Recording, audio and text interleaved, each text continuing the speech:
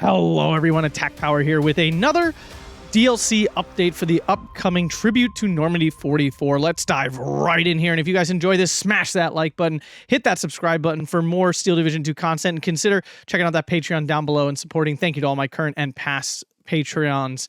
Now, what we got here, I'm sorry. First off, I totally missed this update.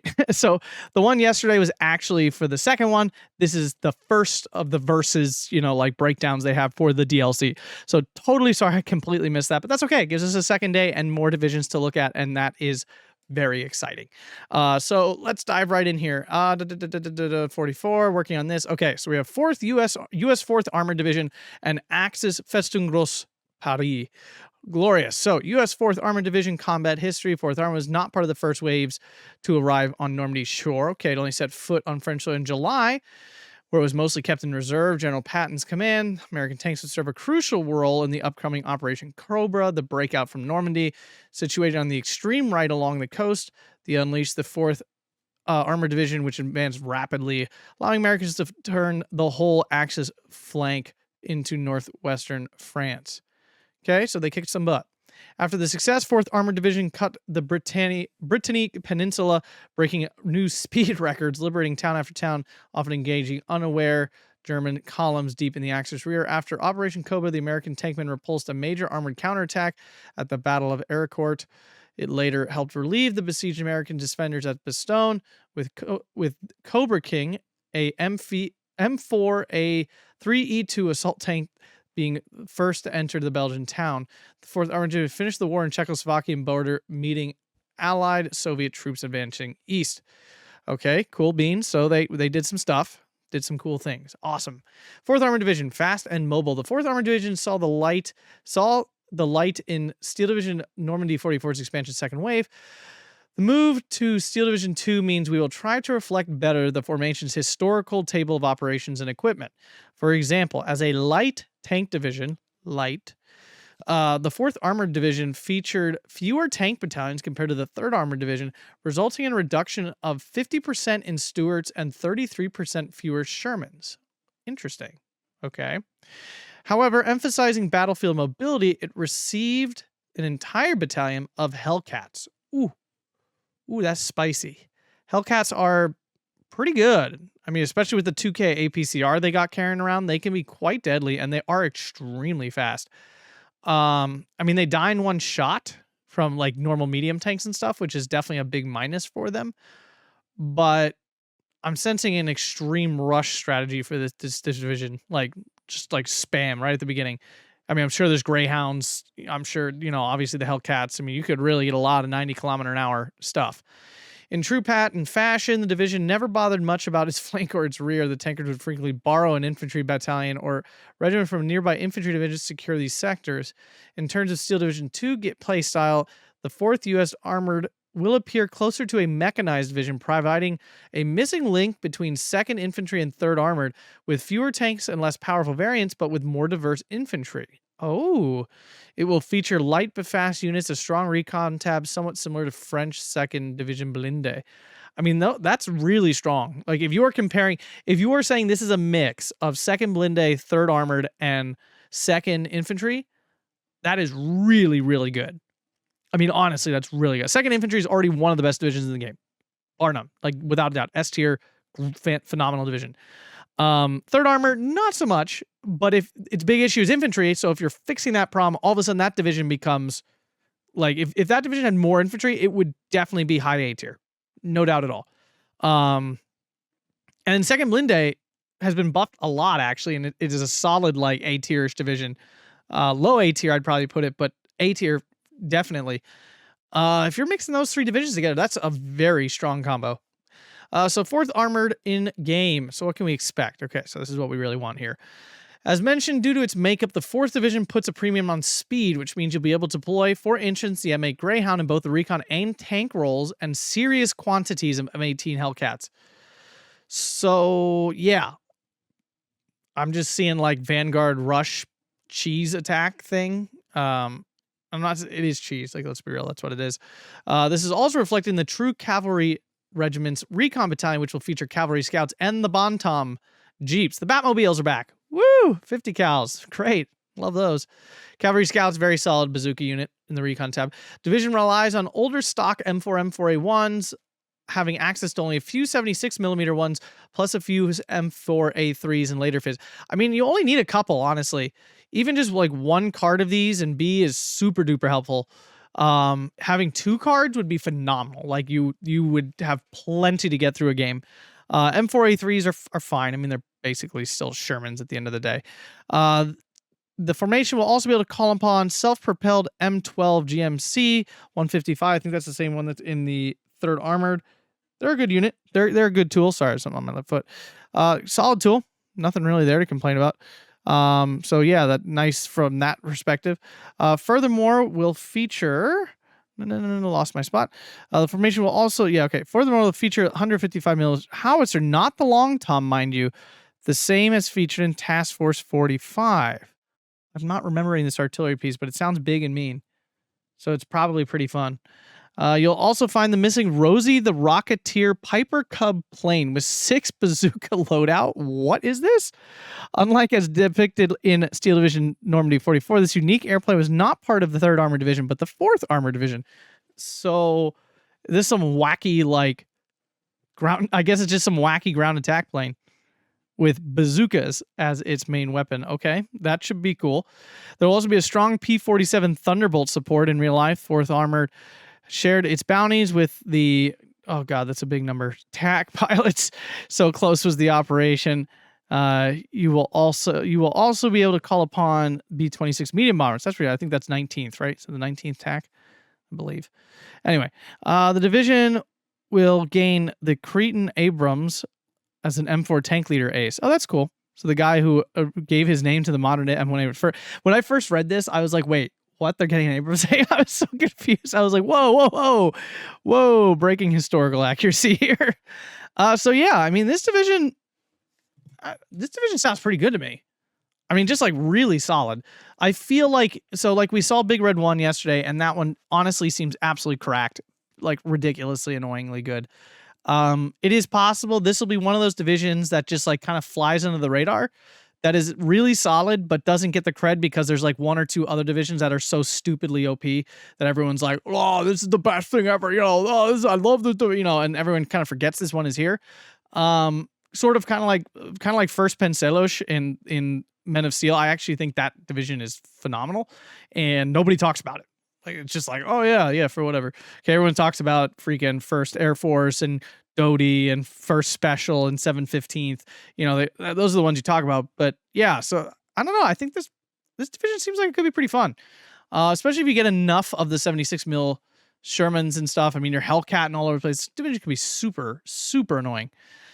But continuing on, Festung Gross Paris, combat history. As you might remember, the German term Festung, fortress, applies to sectors of particular importance to Hitler. Regarding locations of the city that need defended, so too is Paris. Its German garrison forms the base of Festung Gross Paris, translated into Fortress Greater Paris, with the corps made up of the 325th Sickering Division, a second-rate security division. This composite battle group was reinforced by the Flak Brigade 1, which formed a defensive arc around the French capital with its heavy flak guns. Furthermore, a host of retreating or otherwise hastily mobilized Germans, from security troops to hardened combat troops, saw service in this improvised battle group. Honestly, these Festung groups tend to be pretty solid, like these ad hoc battle groups. I always feel like they play pretty well. I'm thinking like Group Hartnick, where you like pulled all that kind of stuff together. You have Kessel, Tetau. I mean, they're not like overwhelmingly good, but they're at least interesting. Like, they're at least fun to play because they have like a variety of stuff to work with. While Festung Gross Paris prepared, the local Parisians, on the word of the Allied advance through a barricade, started harassing Germans in mass. However, the uprising in the city was wide, with internal lines of the command blocked. Both sides were a bit of an impasse. Full-out combat erupted as the French resistant local population, German troops, and French collaborationists, auxiliaries battled for control of vital crosspoints, buildings, and strategic locations. So, Allied French was determined to liberate the capital and race forward. Even before receiving official word, they pierced their way through the ad hoc German defenses and roadblocks, and Paris was liberated with the first Allied half-track rumbling the capital on the 23rd of August. Festung Gross Paris battled not only against Allied forces, also chaotic happenstance combat within the city. The commander, von Schultitz himself, surrendered on August 25th without blowing up all the stuff around Paris. Thank you, dude. That was good. That was very nice of him, not being a total a-hole. So, yay! Festung Gross Paris, a wide range. The Festung was featured in Steel Division Normandy 44. Axis divisions will have a motley assortment of units drawn from various sources, with quite a few mediocre ones backed by a handful of elite ones. Okay, I mean, that's always a good combo, honestly. Having only one or the other tends to not be great. When you have a nice mix, that tends to be pretty good. Festung will chiefly depend on infantry with a good bit of variety on offer. Think of cobbled together Wehrmacht stragglers, a full company of retreating Panzergrenz from the 2nd SS Panzerdivision, Das Reich, flak guns, inexperienced riflemen, Vichy troops, and even self-propelled 600mm Karl Karan. Oh, I hope that's an actual unit. I hope it's not off map. Please don't be off map. Please be like an actual thing that drives around the map and you can fire 600mm shots at stuff. Oh my god, that'd be so ridiculous. Oh, please. Please, that sounds so funny. Tanks come in many shapes and sizes, including French Beute to German heavy ones. Anti-air units will be strong as well as air, but only in later combat phases. Interesting. So some phase locking there. In terms of Steel Division 2 gameplay, Festung will be close to a Panzergrenz division, versatile thanks to its wide range of units with more tanks, not all being particularly modern, but fewer anti-tank units. Okay, I mean, this sounds pretty good, honestly. Let's see, what do we got with? The core of Festung is made up of second-rate Sicherung troops. Okay, let me just say, Sicherungs in this game are phenomenal. They have, as long as they get those AT rifles and stuff, the like rocket launcher AT rifle thing, I mean, those are great units. For 20 freaking points, they have the security trait now. I mean, that sounds pretty freaking good. A great variety of infantry will be deployable, including Ersatztruppen Paris, made up of Wehrmacht, Kriegsmarine, and Luftwaffe administrative personnel. Hopefully that sounds like that'll be a big fat, like 15-man disheartened squad. The unruly OST Legionnaire, half-track mounted Panzergrenz, okay. Military inmates, oh, Bewährungs. We're finally getting more Bewährungs. Okay, maybe they'll get updated and they'll suck less. And even a handful of Fallschirmjägers. Yeah, just pass out the love. Why not? Okay, this division's getting pretty strong already. Just the inclusion of these alone, especially if these are like FG-42 ones. Ooh, spicy. We will introduce some Vichy troops and the French. Oh, that's cool. The Franc-Tireur Milicians. I apologize for the butchering. These were diehard collaborationists who either remained behind or got trapped expecting no quarter. They will be the best remembered as the rooftop sniper. Oh, they're doing this again. They're handing out snipers all over the place again. Come on, Eugen. Why'd you have to do this? Why'd you have to give every division 100 snipers? Because now you have to keep giving every division 100 snipers. If you want them to be any good, everything has to have snipers, which is... no. I like snipers, I do, but it's gotten to a point now where it's like it's just out of control. It used to be like 2-man sniper teams. That was the standard. It was like, okay, if you have a sniper, you're only 2 dudes, you get killed easily. There were a couple. There were like 3 or 4 divisions in the whole game that had like chunkier sniper squads, and they were very rare and very specific. And now it's just like, oh my god, no. No. No. No. I mean, it's good for this division, but it's not good for the game. Several tank training units equipped with outdated French Beute tanks, R-35-40 Soma. The Panzerjäger might be okay. The B-1 might be good too. A handful of individual elite tanks and their crews from the 21st, 1st, 2nd, and 12th SS. Including experienced Tiger Panther, Jagdpanzer Force. I mean, Jagdpanzer Force is phenomenal. Tiger's really... I mean, this is all great. But if they're like vet locked to like 2 or something, they're going to be very limited. Aid events will include a number of heavy guns divided between the big, ubiquitous Flak 88 and the Flak 75mm without AP rounds, along with smaller 20mm and, French 25mm. That's actually the most exciting one of those. Artillery is plentiful, but nothing spectacular. 105s, those suck. Okay, FH-18 150s, those are solid. Noteworthy unit will be the off-map... Oh, Monsieur... Oh... Arriving too late, it fired a few revenge shots after combat had already... Okay, this particular off-map unit will be combat phase lock. Good, they all should be. Phase lock to C phase, so no one gets to use them ever. That's a bummer. I really wanted this thing driving around. Like, oh, that'd be so cool. And it gets like 2 shots only. That'd be pretty fun. That'd be pretty darn fun. That's a bummer. A training squadron provides air cover in the early stages, flying a great different models of planes, along with the most common ones were the French planes, some Potez. Oh, okay, those are, oh, they're recon. Okay. Later on, Luftwaffe was tasked with retaliation flights with a good number of Ju-88 and Ju-188s becoming available. All right. And that appears to be it. So, I mean, both these divisions sound like they could have some legs, honestly. I have a feeling the Festung division is going to suffer from a lack of light armor, unless the recon tab is hiding a whole bunch of armored cars and stuff, which it could be. The infantry tab sounds really strong. Apparently, the AT tab is going to be a little bit meh. AA tab seems phenomenal. The RD tab seems kind of standard. The tank tab seems like it could be okay. Sounds like it might be lacking in medium tanks, though. Like, it sounds like you're either going to have these junky French tanks or you're going to have Tigers, Panthers, which is not great, honestly. Like, not having any of those Stug 3s and Panzer 4s in between does make trading well hard.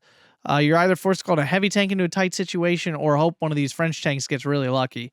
So that's not great. On the other side, your fourth Armored seems like a really nice, well-rounded division. Might be lacking in heavy AT. It feels like it could be lacking in that. Although the APCR and your Hellcats can probably kill anything. It can basically kill almost anything in the game anyway. I mean, it really kind of depends. Like, if the infantry are as varied and fun as they say, then it could be a very good division. It doesn't look like it has any horrible weaknesses otherwise. So, yeah. 2 divisions that look pretty solid and pretty fun, honestly, and relatively unique. I mean, these don't seem like your cookie cutter things from before. I love these ad hoc like battle groups and stuff. I think they're really fun. You get all kinds of like weird units just piled together in no particular way, and it tends to make for really strong groups. Well, if you guys enjoyed that, make sure to hit that like button, subscribe, and consider supporting down on Patreon. Thanks a bunch for watching, and have a fantastic day.